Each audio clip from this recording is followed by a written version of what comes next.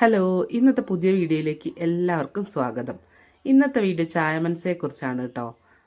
ചായമൻസ എല്ലാവർക്കും അത്ര സുപരിചിതമല്ല. അപ്പം ഞാൻ ഇതിനൊന്ന് പരിചയപ്പെടുത്താം. ചായമൻസ ഇലകളുടെ രാജാവ് എന്നും കൂടി അറിയപ്പെടാറുണ്ട് കേട്ടോ. മെക്സിക്കൻ ചീര, മായൻ ചീര എന്നൊക്കെ ഈ ചായമൻസ അറിയപ്പെടാറുണ്ട്.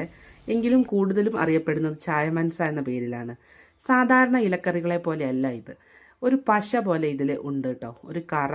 അപ്പം നമ്മളിത് കൂടുതൽ സമയം വേവിച്ചെടുക്കണം. സാധാരണ ഇലക്കറി വേവിക്കുന്നത് പോലെയല്ല, കുറച്ചധികം വേവുണ്ട് കേട്ടോ ഇതിന്.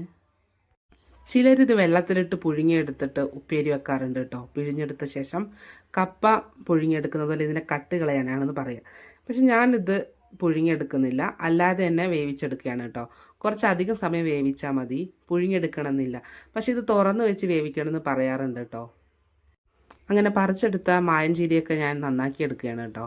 കൂടുതലും ഇതിൽ കളയാനുള്ളതേ ഉള്ളൂ. മൂത്ത ഇല നമ്മൾ എടുക്കാറില്ല കേട്ടോ, ഇളയ ഇല മാത്രമേ എടുക്കുകയുള്ളൂ. ഈ ചായമൻസ സർവ്വരോഗ സംഹാരി എന്നൊക്കെ അറിയപ്പെടാറുണ്ട് കേട്ടോ. കാരണം ബ്ലഡ് സർക്കുലേഷന് നല്ലതാണെന്ന് പറയാറുണ്ട്. അതുകൊണ്ട് തന്നെ വെരിക്കോസ് വെയിനുള്ള പേഷ്യൻസിനൊക്കെ നല്ലതാണിത്. അങ്ങനെ ചീരയുടെ ഇല ഞാൻ നന്നാക്കി എടുത്തിട്ടുണ്ട്. ഇനി ഇത് കുറച്ച് സമയം വെള്ളത്തിലിട്ട് വയ്ക്കണം. അപ്പം ഞാനിത് കുറച്ച് സമയം വെള്ളത്തിലിട്ട് പൊതരാൻ വേണ്ടി വെക്കുകയാണ് കേട്ടോ. ഒരു 30 മിനിറ്റെങ്കിലും വെള്ളത്തിലിട്ട് വെക്കണമെന്ന് പറയപ്പെടാറുണ്ട് കേട്ടോ. കാരണം ഇതിൻ്റെ ആ കറ പോവാനാണ്. പാല് പോലെയാണ് ഇതിൻ്റെ കറയുള്ളത്. അപ്പോൾ ഇതാ കാണുന്നില്ലേ, കറ പോലെയാണ് കേട്ടോ ഇതുള്ളത്. അപ്പോൾ ഇത് കുറച്ച് നേരം വെള്ളത്തിലിട്ടൊന്ന് അങ്ങനെ ചീര ഇതാട്ടോ വെള്ളത്തിൽ മുക്കി വെച്ചിട്ടുണ്ട്. ഇനി നമുക്ക് കുറച്ച് നേരം വെയിറ്റ് ചെയ്യാം. അങ്ങനെ ഒരു 20 മിനിറ്റ് കഴിഞ്ഞപ്പോൾ ഞാൻ വന്ന് ചീര കഴുകിയെടുക്കുകയാണ് കേട്ടോ. ആ കഴുകിയെടുക്കുന്ന വെള്ളം നമുക്ക് മറച്ച് കളഞ്ഞിട്ട് പുതിയൊരു വെള്ളത്തിൽ വീണ്ടും കഴുകിയെടുക്കാം. കാരണം ഇതിൻ്റെ കട്ട് ശരിക്കും അങ്ങ് പോകട്ടെ. അല്ലെങ്കിൽ ലൂസ് മോഷൻ, ഛർദി എന്തെങ്കിലും ഉണ്ടായാലോ എന്ന് പേടിച്ചിട്ടാണ് കേട്ടോ. അങ്ങനെ നല്ല രീതിയിൽ ചീര കഴുകിയിട്ട് അരിഞ്ഞെടുക്കാൻ നോക്കുകയാണ് കേട്ടോ. പച്ചവെള്ളത്തിലായാലും ചൂടുവെള്ളത്തിലായാലും കഴുകുമ്പോൾ നല്ല രീതിയിൽ വെള്ളം കളഞ്ഞ് പിഴിഞ്ഞെടുക്കണം. അങ്ങനെ നല്ല രീതിയിൽ ചീര അരിഞ്ഞെടുക്കുകയാണ് കേട്ടോ. എത്ര നൈസായി അരിയുന്നോ അത്രയും നമ്മുടെ ടേസ്റ്റ് കൂടും.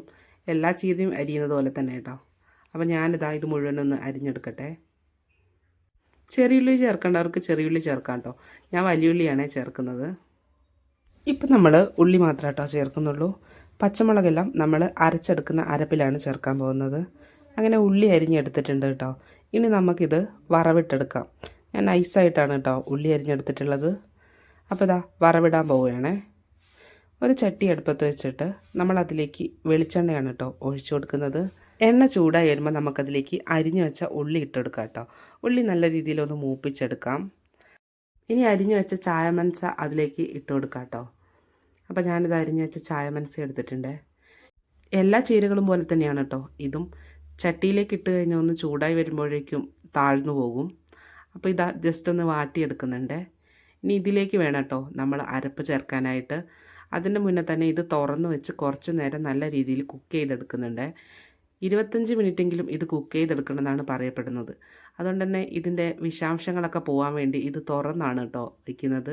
ഈ സമയം നമുക്ക് വേണമെങ്കിൽ കുറച്ച് വെള്ളം കുടഞ്ഞു കൊടുക്കാം. ഇനി ഇതിലേക്ക് വേണ്ട അരപ്പ് നമുക്ക് തയ്യാറാക്കി എടുക്കാം കേട്ടോ. അതിനാദ്യം വേണ്ടത് തേങ്ങയാണ്. തേങ്ങ, പച്ചമുളക്, വെളുത്തുള്ളി, മഞ്ഞൾപ്പൊടി ഇവ നമുക്കൊന്ന് ചതച്ചെടുക്കാം.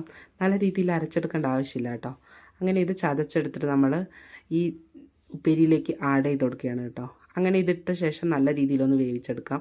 കുറച്ചും കൂടി വെള്ളം വേണമെങ്കിൽ ആഡ് ചെയ്ത് കൊടുക്കാം കേട്ടോ. കുറച്ചധികം നേരം ഇതൊന്ന് കുക്കായി. സാധാ ചീര ഉപ്പേരി വെക്കുന്ന പോലെ തന്നെയാണ് കേട്ടോ ഇതും ഉപ്പേരി വെക്കുക.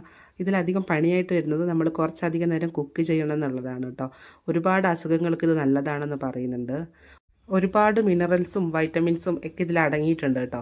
അതുകൊണ്ട് തന്നെ ഇലക്കറികളിലെ ചാനലൊന്ന് ചെക്ക് ചെയ്തിട്ട് വീഡിയോസ് എല്ലാം ഇഷ്ടപ്പെട്ട ഒന്ന് ലൈക്ക് ചെയ്ത് സബ്സ്ക്രൈബ് ചെയ്യണേ. അപ്പോൾ അടുത്ത വീഡിയോ ആയിട്ട് വീണ്ടും കാണാം.